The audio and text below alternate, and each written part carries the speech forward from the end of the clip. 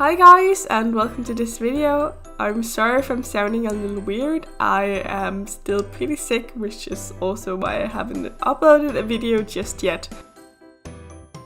So today I wanted to show you a bit of my sketching, and I want to talk about why I think sketching is important, and also a link to a really great webpage that can help you with your sketching, which will provide poses and references, and you can actually time how much you want to spend on each sketch, kind of like doing live drawing.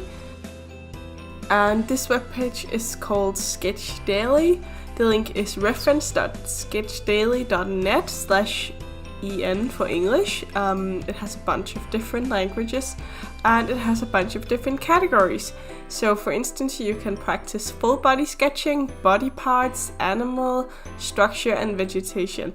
And what's really cool is that under each of these categories you can choose a lot of different filters. You can choose if you want it to be a mammal, if you want the person to be clothed, if you want them to be nude, what kind of view you want your pictures in, and then you can set the timer as to how much time you would like to have each reference photo for. And this has really been helpful to me, as I only used to draw animals, and then last year I decided I really wanted to learn how to draw people, and that's difficult, but this page really helped with a lot of different poses and a lot of different faces and expressions. And what I've been doing is I've been sketching freehand from this page. I try to do it at least every week. I wanted to do it every day, but I'm busy.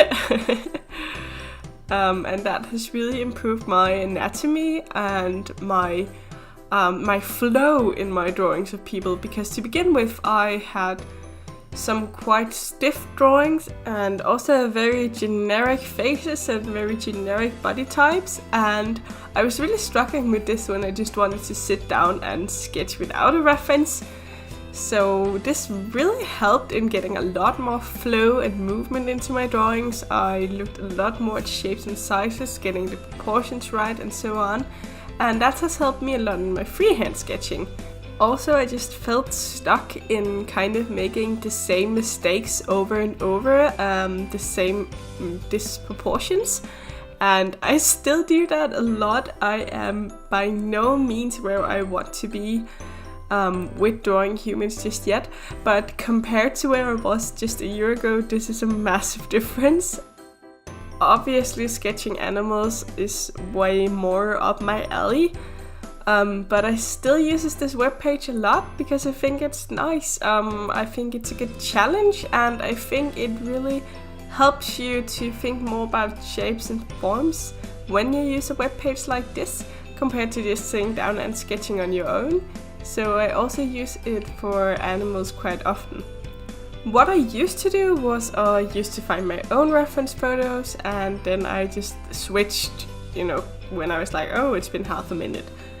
You can also set a timer on your phone, but I just think you're working way more efficiently when the picture is just shifting for you, so you don't have to get out of the drawing headspace and, switch the picture and set a timer and here it's like, bam, you're on to the next picture.